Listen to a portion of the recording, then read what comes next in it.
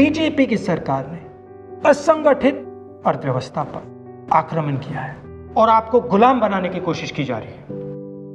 2008 में जबरदस्त आर्थिक तूफान आया, पूरी दुनिया में आया, अमेरिका में, जापान में, यूरोप में, चाइना में, सब जगह आया। अमेरिका के बैंक गिर गए, कंपनियां बंद हो गई, एक के बाद एक कंपनी की लाइन लग गई, बंद हो गई। यूरोप के बैंक गिरे, मगर हिंदुस्तान को कुछ नहीं हुआ। यूपीए की सरकार थी, प्रधानमंत्री जी के पास गया और मैंने उनसे पूछा, मनमोहन सिंह जी बताइए, पूरी दुनिया में आर्थिक नुकसान हुआ है, हिंदुस्तान को कोई असर नहीं हुआ, कारण क्या है? मनमोहन सिंह जी ने कहा, राहुल, अगर हिंदुस्तान की अर्थव्यवस्था को समझना चाहते हो तो यह समझना होगा कि हिंदुस्तान में दो अर्थव्यवस्थाएं हैं। पहली असंगठित अर्थव्यवस्था और दूसरी संगठित अर्थव्यवस्था। संगठित अर्थव्यवस्था में बड़ी कंपनियां, नाम आप जानते हो। असंगठित अर्थव्यवस्था में किसान, मजदूर, छोटे दुकानदार, मिडिल साइज कंपनीज।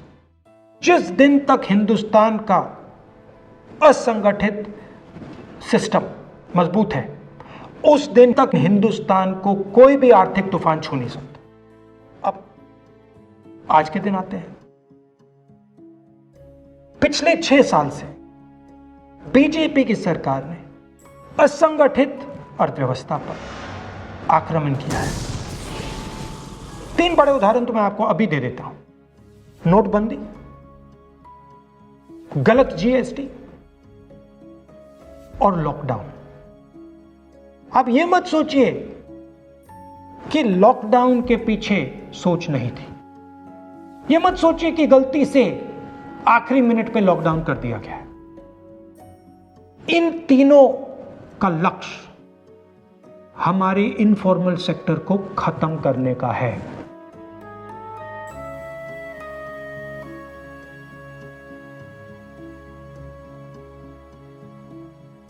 प्रधानमंत्री जी को अगर सरकार चलानी है, मीडिया की जरूरत है, मार्केटिंग की जरूरत है। मीडिया और मार्केटिंग 15-20 लोग करते हैं। इनफॉर्मल सेक्टर में पैसा है, लाखों करोड़ रुपए, जिसको ये लोग छू नहीं सकते।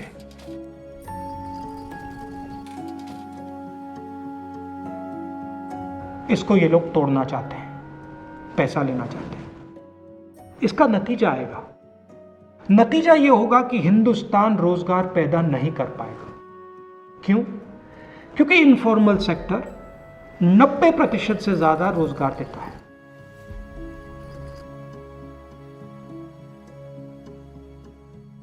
जिस दिन इनफॉर्मल सेक्टर खत्म हो गया, नष्ट हो गया, उस दिन हिंदुस्तान रोजगार पैदा नहीं कर पाएगा।